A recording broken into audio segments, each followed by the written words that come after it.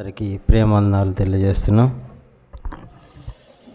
ఈ మధ్యాహ్న కాల సమయంలో కొద్ది నిమిషాలు ప్రభు వాక్యాన్ని ధ్యానించుకుందాం. ఇంతవరకు ప్రభు దినంలో ప్రభువుని ఆత్మతో సత్యంతో ఆరాధించి ఉన్నగా ఆయన అంగీకారయోగ్యమైన ఆరాధనలో ఆయనకి మన హృదయాన్ని సమర్పించి ఉన్నామని విశ్వాసం విధేయత నమ్మకం గలవారమై ఆరాధనలో పాల్గొని ఉన్నాం. పరిశుద్ధ గ్రంథంలో నుండి ఫిలిప్పీలకు రాసిన పత్రిక 2వ అధ్యాయం 14-15 కలిసి ఉంటాయి వచనాలు. చూద్దాం ఒకసారి. చదవగలిగిన వారు కొద్దిగా చదివితే. మీరు మూర్ఖమైన వక్రజనము మధ్య నిరపరాధులను నిష్కలంకులను అనిందులనైనా దేవుని కుమారులగునట్లు సనుగులను సంశయములు మాని సమస్త కార్యములను చేయుడి. చిన్న ప్రార్థన చేసుకుందాం. దేవుని సహాయం ద్వారా వాక్యంలో ముందుకెళ్దాం. పరిశుద్ధమైన దేవా, వందనాలు స్తోత్రాలు చెల్లిస్తున్నాం ప్రభా. ఇంతవరకు ఆరాధనలో ఘనముగా మర్యాద జరిగించారు, అందుని బట్టి స్తోత్రాలు. ఈ సమయంలో ప్రభా నీ పక్షంగా నిలబడమండుగా ఇప్పటి గ్రంథం మీది మాట్లాడుతుంది మీరు ప్రభా. ఆనాడు మోషే పలకల మీద రాసిన పలకలను పగలగొట్టగా ప్రభా మీ వేళ్ళతో మీరు రాసిన ధర్మశాస్త్ర లిఖించబడిన మీ వ్రాత అక్షరములు ప్రభా ఇవి. ఈ మీ ఆత్మతో నింపండి, మీ బోరగా వాడుకోండి, మీ సిలువ చాటును మరుగుపరచండి అయ్యా. చేరి వచ్చిన మా అందరికీ ప్రభా మీరే మాట్లాడి అర్థం చేసే శక్తి జ్ఞానం మాకు దయచేయమని. నిలబడినవాడు ఒట్టివాడు మట్టి వంటివాడు నిష్ప్రయోజకుడు ప్రభా.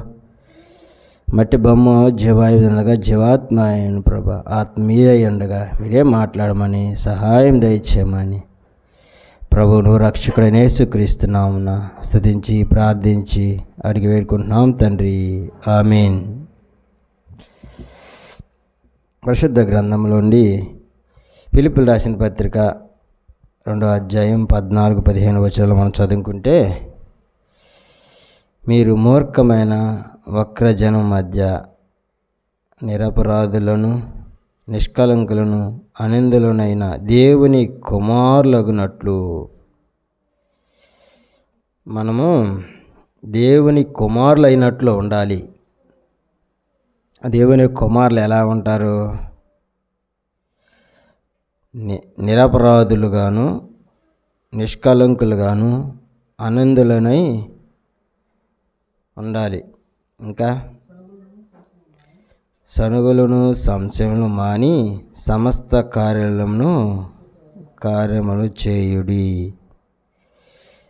దేవుని కుమారులు, దేవుని బిడ్డలు. కుమారులు అంటే మళ్ళా మెయిల్ పర్సన్కే వచ్చేది కనుక దేవుని పిల్లలమైన, దేవుని బిడ్డలమైన, దేవుని ప్రజలమైన మనము ఎలా ఉండాలంటే, ఈ లోకం ఎలా ఉందంట?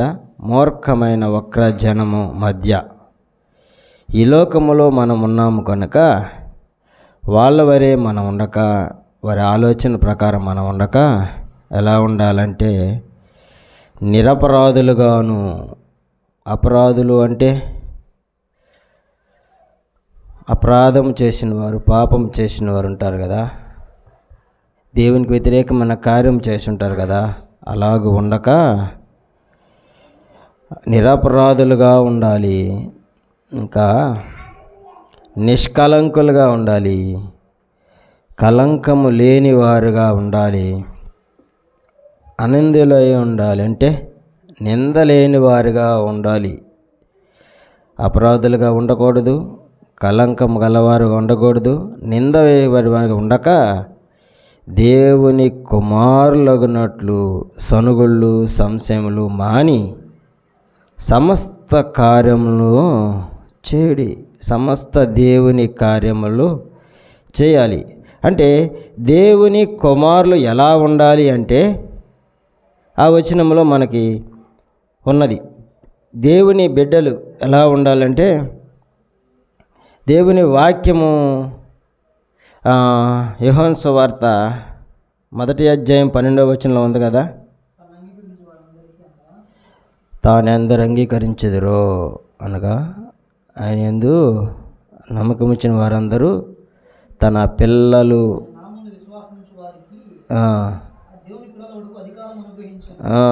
దేవుని పిల్లలు అయ్యే అధికారం. తాను ఎందరు అంగీకరించారో, ఆయన అంగీకరించిన వారందరూ, ఆయన పిల్లలమైన వారు అందరం మనం ఎలా ఉండాలి అంటే, ఈ లోకంలో ఉన్న వక్రజనము, మూర్ఖమైన జనాల మధ్య, దేవుడు లేడు అని వాదించే వాళ్ళ మధ్య, దేవుని స్వరూపాలను మార్చేవారి మధ్య మనం ఉన్నప్పుడు దేవుని కుమారులు ఎలా ఉండాలి అంటే, చూద్దాం ఒక వచనం. యోహాను రాసిన మొదటి పత్రిక 2వ అధ్యాయము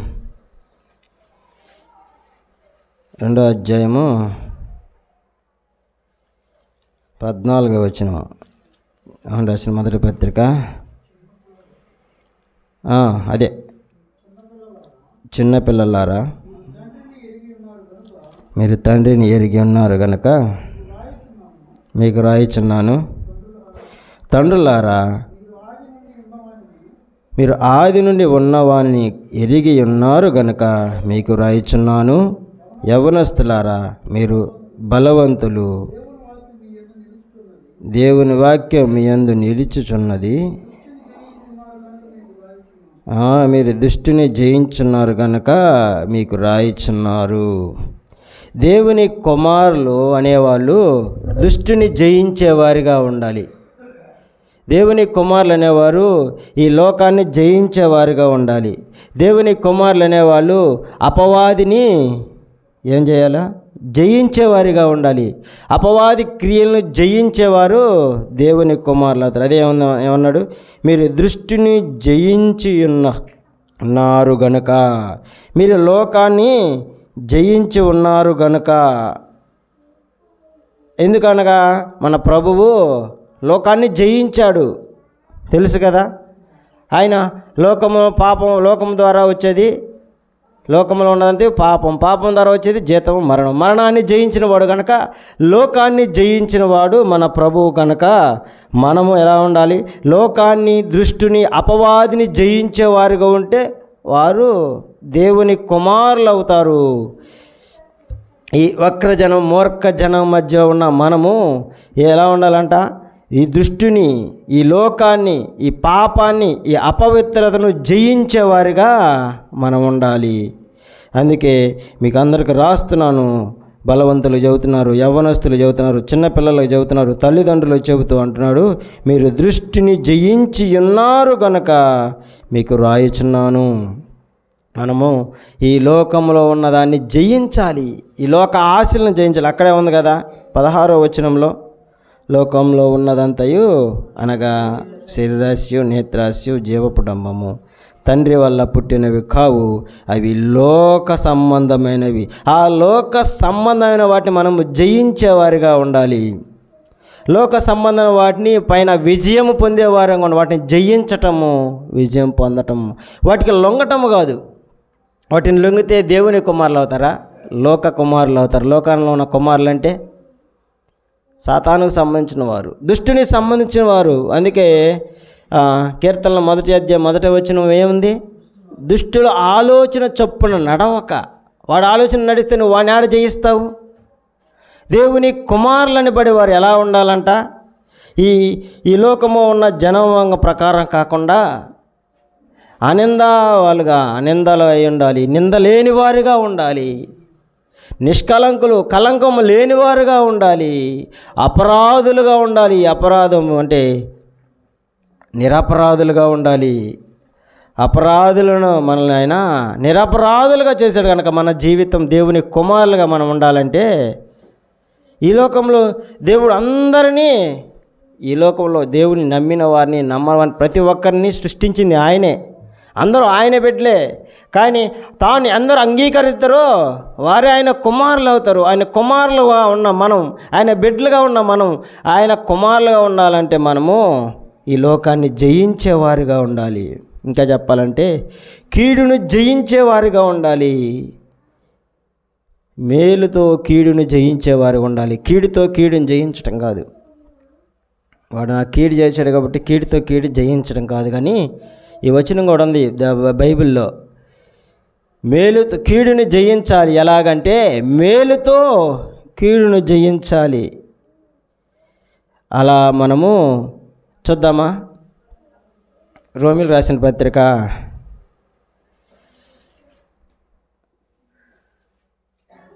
12వ అధ్యాయం చూడండి ఒకసారి. రోమీయులకు రాసిన పత్రిక 12వ అధ్యాయం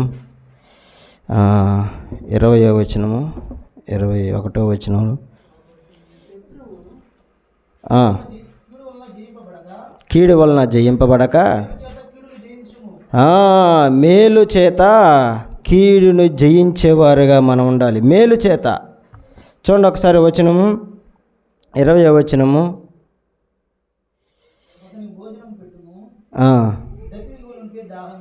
దాహమేమో అలాగ చేయటం వలన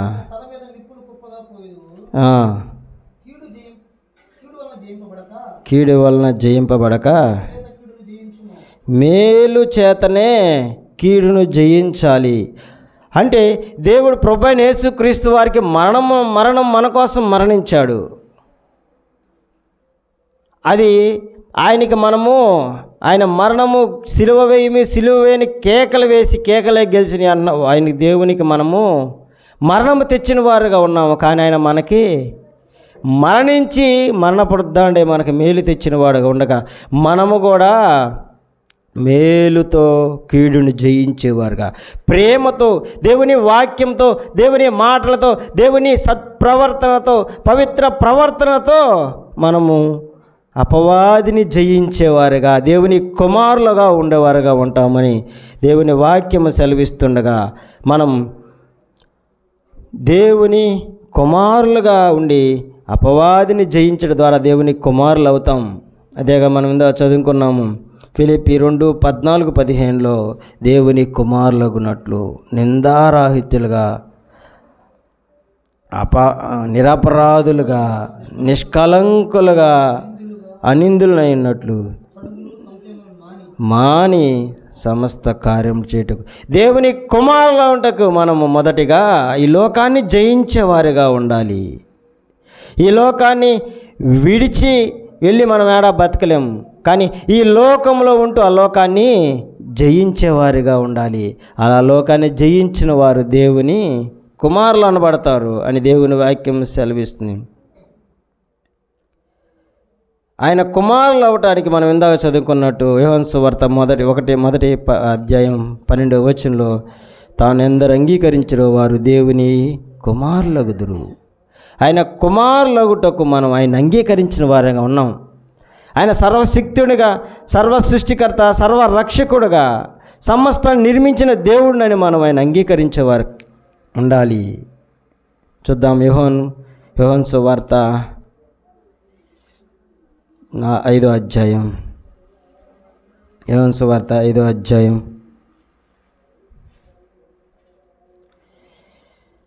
43వ వచనం చూడండి. 5:43.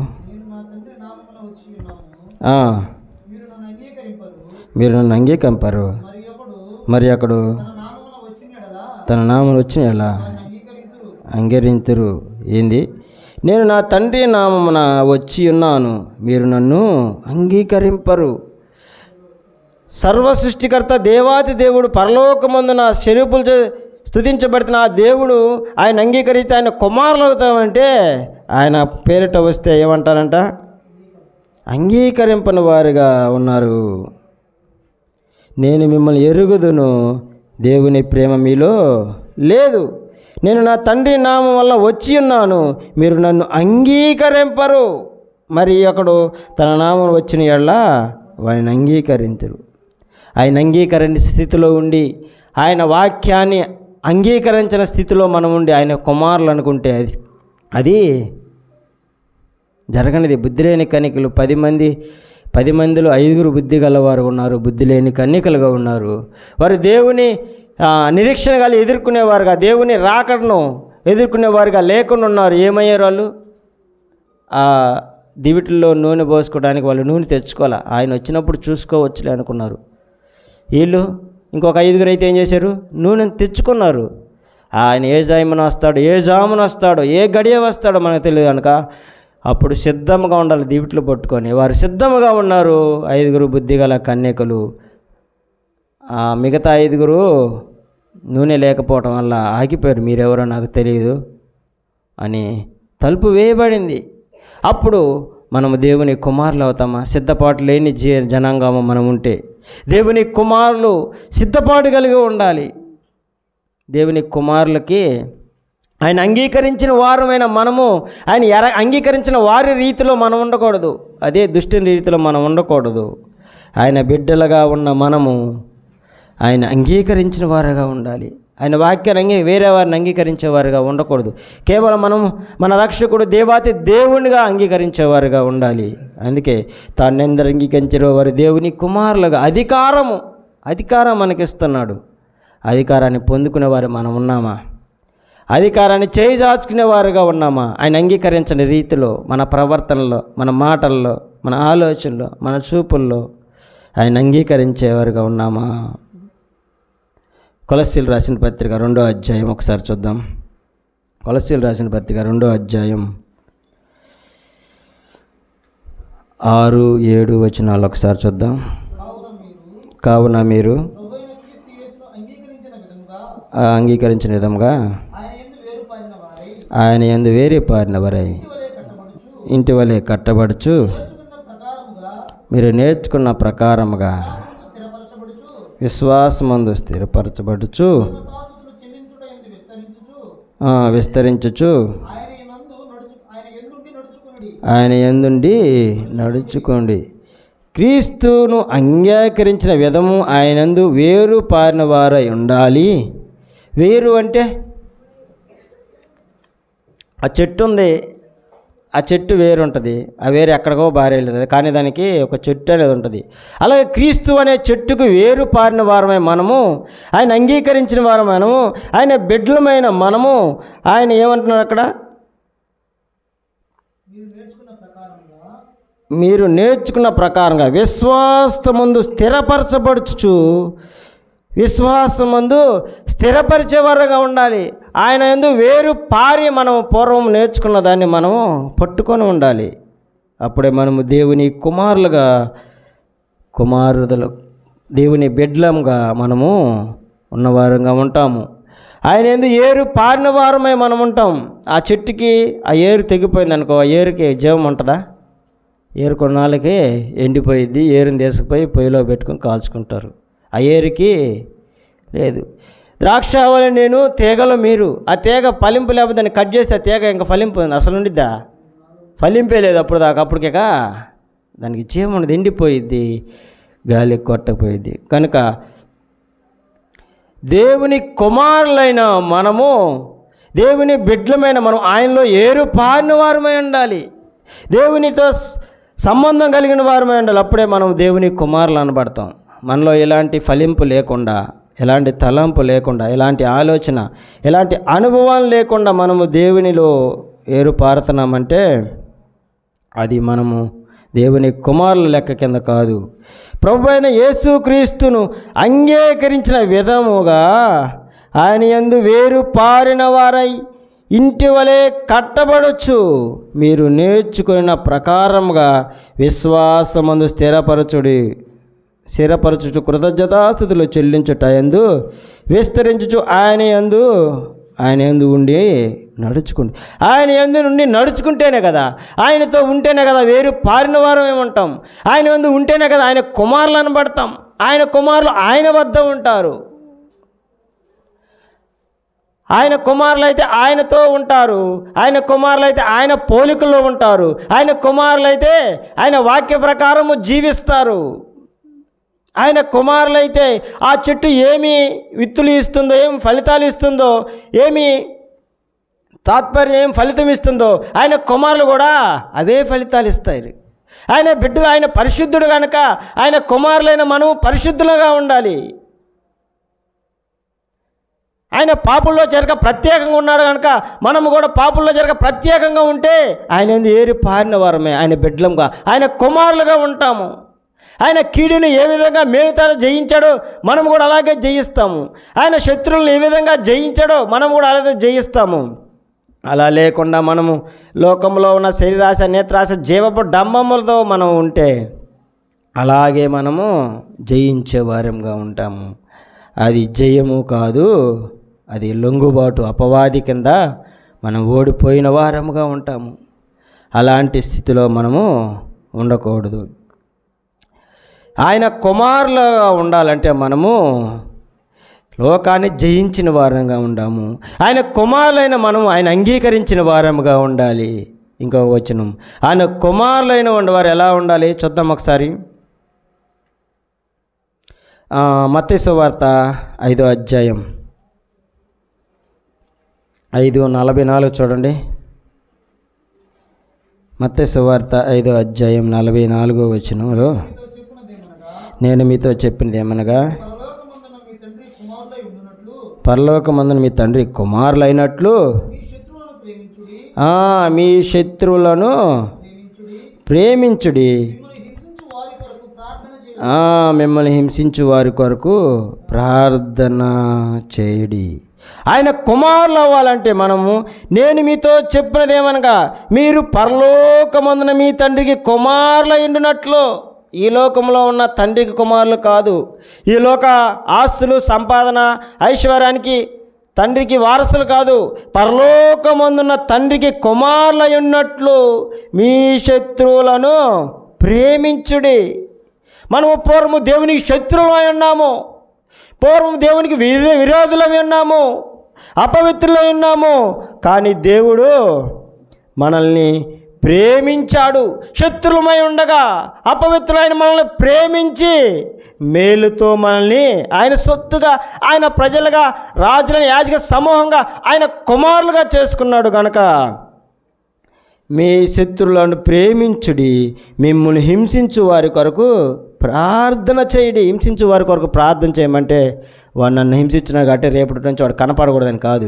వాడిని మార్చాలి, వాడు మారు మనసు పొందాలి, వాడు దేవుని సన్నిధిలో రావాలి, వాడు దేవుని సన్నిధిలో ప్రార్థించాలి, మోకరించాలి, దేవుని కుమారుడుగా వాడు తీర్చబడాలి అని ప్రార్థన చేయాలి.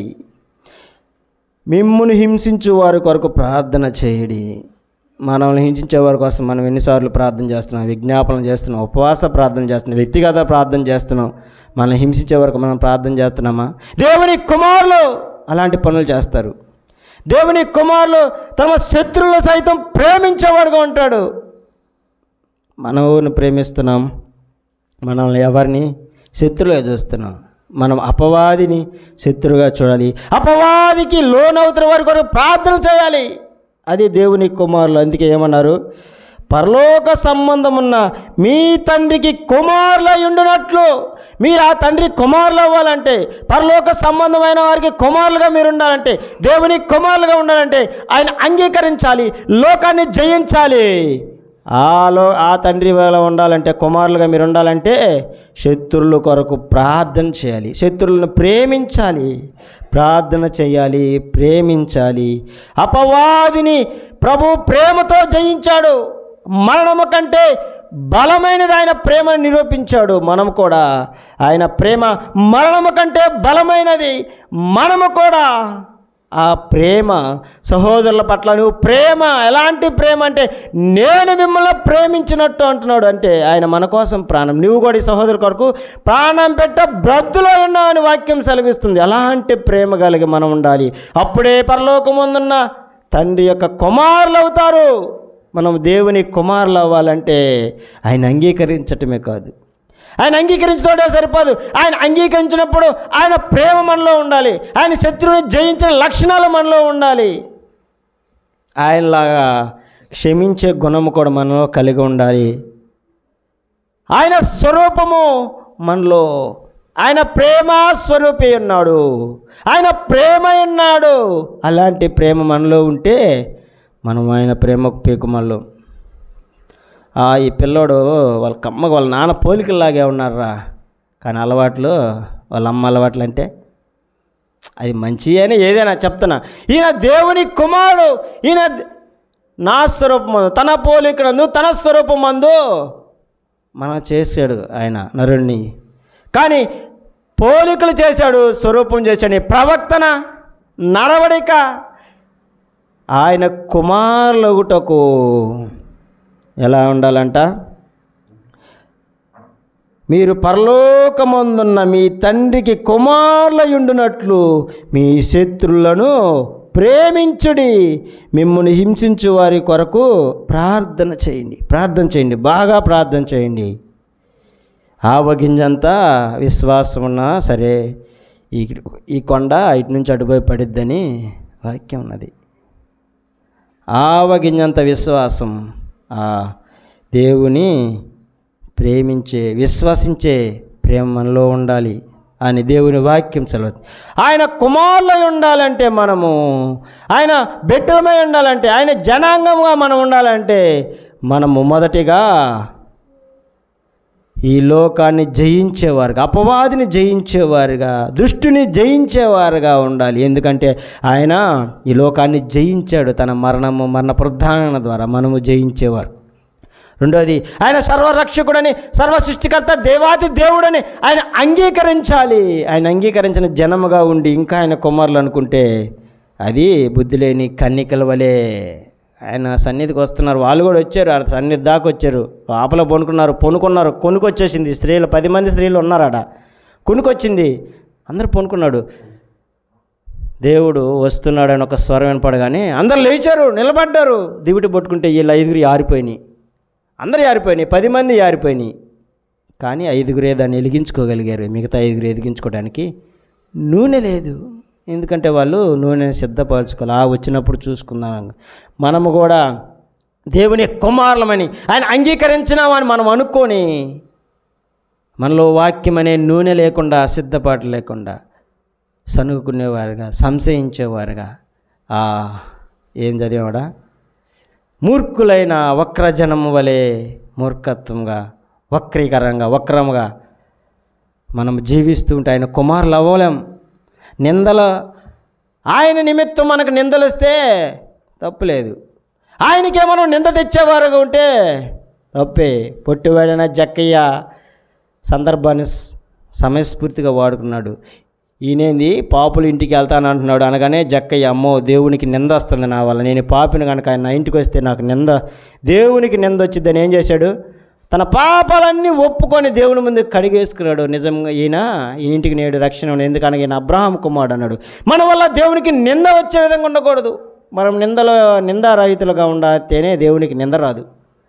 మనం అపవిత్రులుగా, దేవునికి వ్యతిరేకంగా ఉండి ఆయన సన్నిధికి వస్తే ఆయన కుమారులు అవుతారు, ఆయన శత్రువులు అవుతాం. ఆయన శత్రువులను ప్రేమిస్తున్నాడు, ఇంకా శత్రువుగా జీవిస్తూ ఆయన సన్నిధికి వస్తున్నావంటే అది నరకానికే. ఆయన కుమారులైనటకు మొదటగా మనము లోకాన్ని, దుష్టుని, అపవిత్రను జయించేవారుగా ఉండాలి. రెండవది, ఆయన అంగీకరించేవారుగా ఉండాలి. ఆయన అంగీకరించిన వారిలో అనుభవం కలిగిన వారుగా ఉండాలి. మూడవది, శత్రువులను ప్రేమించుటలో ఆయన ప్రేమించిన రీతిగా మనము ప్రేమించాలి. మత్తయి సువార్తలో చెప్పిన రీతిగా 5:44లో చెప్పిన విధంగా శత్రువుని ప్రేమించు, నిన్ను హింసించే వారి కొరకు ప్రార్థన చేయి. శత్రువుని ప్రేమించే ఆయన కుమారులు అవుతారని ఆయన వాక్యం సెలవిస్తున్నది. ఆఖరిగా 4వ పాయింట్ చూసుకుందాం. రోమీయులకు రాసిన పత్రిక 8వ అధ్యాయం. ఆయన కుమారులగుటకు, ఆయన కుమారులు ఎలా ఉంటారో చూద్దాం. రోమీయులకు రాసిన పత్రిక 8వ అధ్యాయం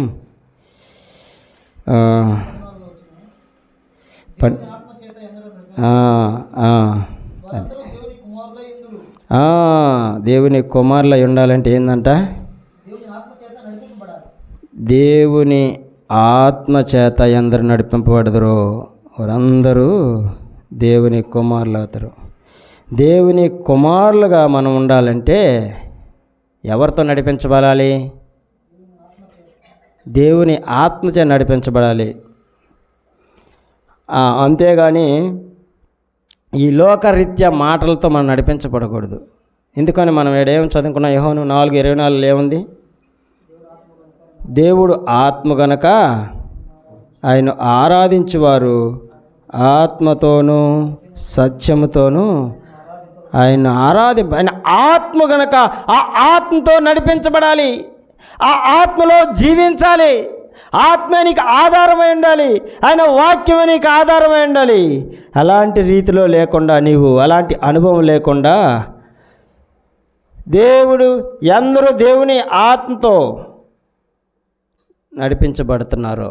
దేవుని ఆత్మతో నడిపింపబడిన వారు ఆయన కుమారులు అవుతారు, ఆయన పిల్లలు అవుతారు అని దేవుని వాక్యం సెలవిస్తున్నది. ప్రియ సహోదరి సహోదరుడా, మనము దేవుని ఆత్మతో నడిపించబడుతున్నామా? దేవుని ఆత్మకు సంబంధమైన లోకముతో నడిపించబడుతున్నామా? దేవుని వాక్యము స్పష్టంగా ఆయన కుమారులు అవ్వాలంటే నీవు దేనితో నడిపించబడాలి? దేవుని ఆత్మతో మాత్రమే నడిపించబడాలి. దేవుని ఆత్మే నిన్ను నడిపించాలి. అబ్రహాము ఈ ప్రాంతం నుండి ఆ ప్రాంతంకి వెళ్ళమంటే నాకు ఈ లోకంలో ఏం తెలియదు, ఎలా పోవాలి, ఏం చేయాలి ఆయనకు తెలుసా? దేవుని ఆత్మతో నడిపించబడ్డాడు. అబ్రహాము తన కుమారుడికి ఇస్సాకుకు ఒక కన్యామని తీసుకురావాలి, వివాహం చేయాలంటే తన దాసుని పంపించడం ఆయన ఎవరితో నడిపింపబడ్డాడు?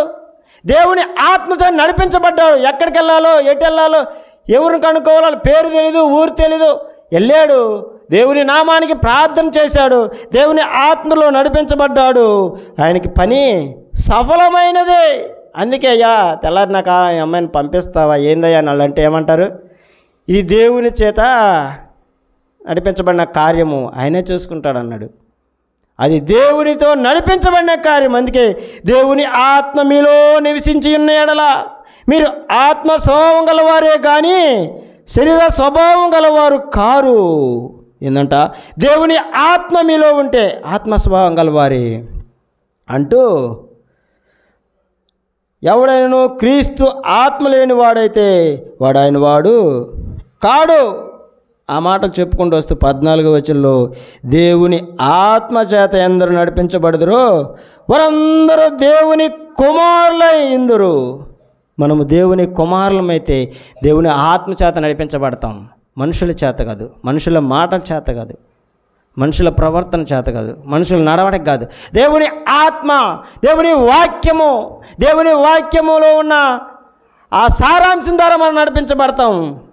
ఎన్ని హింసలు ఇబ్బందులు ఎదురైనా దేవుని శిష్యులుగా చెప్పబడిన 12 మంది శిష్యులు దేవుని ఆత్మ నడిపించబడిన ప్రతి ఒక్కరూ ఎంతో దారుణమైన హింసలు పొంది మరణించారు, ఉరి తీయబడ్డారు, సిలువకెక్కి తిరగేసి సిలువకి కాళ్ళు పైకి తల చేతులు కిందకి పెట్టి వేలాడదీయబడ్డారు.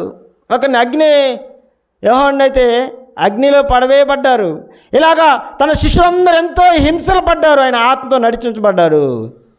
దానియేలును చూసాం కదా, సింహాల బోన్లోకైనా సిద్ధపడ్డాడు, దేవుని ఆత్మతో నించబడినవాడుగా ఉన్నాడు. వాళ్ళు ఎలాంటి ఆయన మీద ఎన్ని పెట్టినా సరే, నువ్వు దీనికే పోవాలన్నా సరే దేవుని ఆత్మ నడిపించబడినవాడు కనుక ఎక్కడికైనా సిద్ధం. మనము కూడా దేవుని ఆత్మ నింపబడిన వారమే ఉండాలి. ఎన్ని హింసలు వచ్చినా, ఎన్ని శ్రమలు వచ్చినా దేవుని ఆత్మ నడిపించిన వారమే ఉంటేనే. అందుకే దేవుని ఆత్మ చేత ఎందరూ నడిపింపబడుదురు వారందరూ దేవుని కుమారులు ఎందరూ. నువ్వు దేవుని కుమారులు అయి ఉన్నావా అంటే నువ్వు దేవుని ఆత్మచే నడిపించబడాలి. నువ్వు ఎవరో ఏదో చెప్తుంటే చేస్తున్నావంటే అది దేవుని ఆత్మ కాదు, అది నీ క్రియ.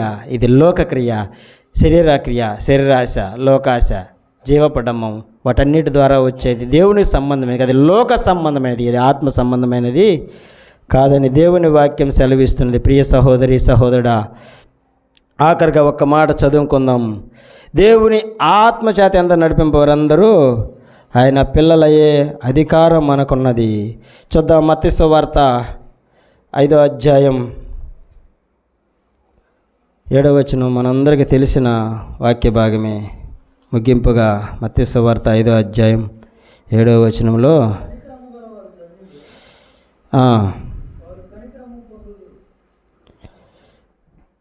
5వ అధ్యాయం 7వ వచనం,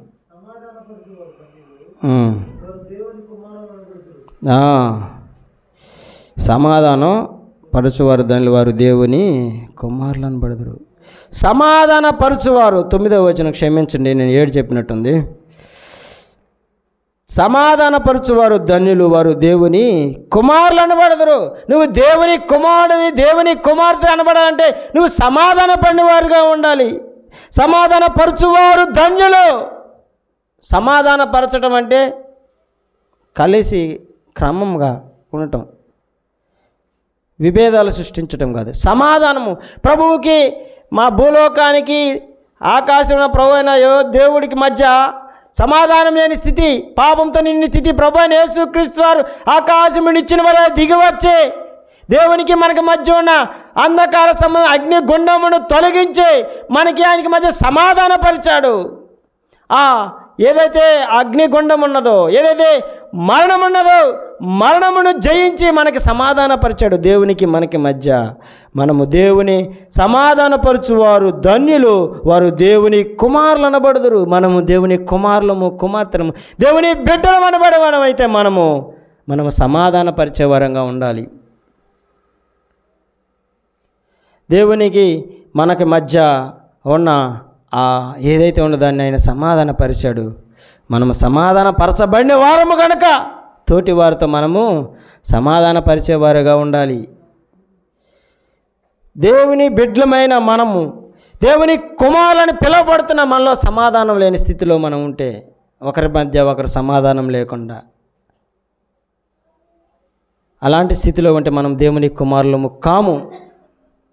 అలా ఆత్మచేత నడిపించబడిన వారికి సమాధానము ఉండదు. మూర్ఖ జనముగా, వక్రీకరింపబడిన జనముగా ఉన్నవారు దేవుని కుమారులు కారు.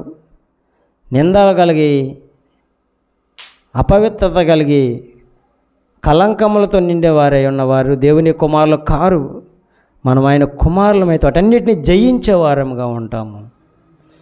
లోకాన్ని జయించి, శత్రువుని జయించి, దేవుని అంగీకరించిన వారముగా, తన శత్రువుల కొరకు ప్రేమించి, దేవుని ప్రేమించిన రీతిలో మనం ప్రేమించిన వారుగా, ఆయన ఆత్మతో నడిపించబడిన వారుగా ఉంటే అప్పుడు మనము దేవుని కుమారులు అవుతామని దేవుని వాక్యం సెలవిస్తుండగా, సమాధానపరచువాడు వారు ధన్యులు. ఆ ధన్యతకి వాల్యూలెస్, లెక్కించలేము. ఆ పరలోకములో సమాధానపరచబడిన దేవుని కుమారులు ప్రభు అయిన యేసు క్రీస్తు తోటి వారముగా మనము ఆ పరలోకములో ఆయన తండ్రి కుడి పార్శ్వన విజ్ఞాపన చేస్తుంటే, ఆయనతో మనం ఆ బంగారు వీధులు, శృంగార పట్టణాల్లో ఆ పరిశుద్ధ దేవదూతలతో స్తుతి గానాలు స్తుతిస్తూ మహిమపరుస్తూ ఉండగా, ఆ మహిమ స్తుతుల్లో మన స్వరము పలుకుతూ ఉంటే, స్తుతిస్తూ ఉంటే, ఆ కంఠస్వరాలు అప్పుడు దాకా కదులుతూ ఉన్నాయి. మన స్వరాలు వినగానే ఇంకా అవి గంతులు వేయాలి. వచ్చేసిన చప్పడ సర్వేక మనం ఆపేయచ్చు అన్నట్టుగా ఉండకూడదు. అలా ఆయన హృదయశుద్ధి గలవారు ధన్యులు. ఆయన దేవుణ్ణి చూచెదరు. ఆయన చూసేవారంగా, ఆయన సన్నిధిలో పరలోకంలో మనం ఉండేవారుగా ఉండాలంటే, ఆయన కుమారులు కావాలంటే ఈ 4 చాలా ఉన్నాయి. వీటిలో దేవుడు మనతో మాట్లాడిన 4 వాటిని మనం మన హృదయాల్లో పెట్టుకొని ఆ విధంగా జీవించాలి. దేవుని కుమారులుగా, కుమార్తెలుగా, దేవుని బిడ్డలుగా మనం ఉండాలని ప్రభువు నామమున తెలియజేస్తున్నాం. దేవుడి వాక్యం దీవించినట్టు చిన్న ప్రార్థన చేసుకుందాం. పరిశుద్ధుడా నీ పరిశుద్ధ నామమునకే స్తోత్రాలు, వందనాలు చెల్లిస్తున్నాం. ప్రభా, చదవబడిన లేఖంలో